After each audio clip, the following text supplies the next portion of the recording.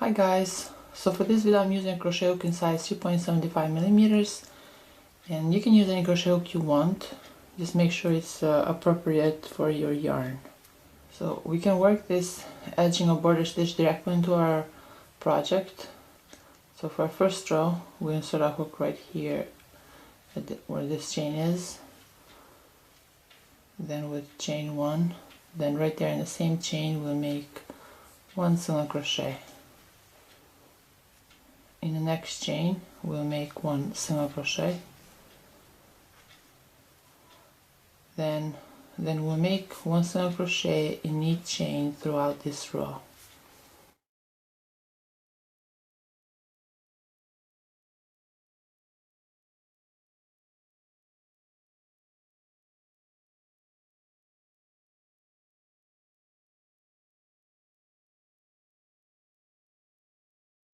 Yes, so we'll repeat this throughout this row.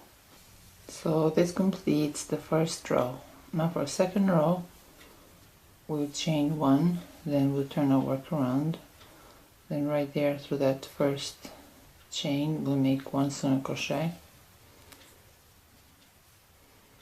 and then we'll chain 4,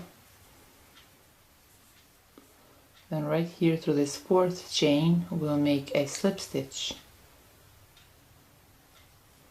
Now we'll skip 1 chain, and through the second chain we'll make 1 single crochet,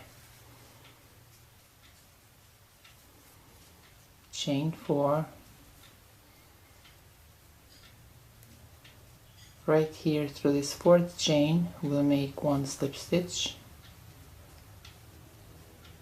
then we'll skip 1 chain, and through the second chain we'll make 1 single crochet, chain 4. Now through the fourth chain we'll make 1 slip stitch, then skip 1 chain, and through the second chain we'll make 1 single crochet, chain 4. Through the fourth chain we'll make a slip stitch.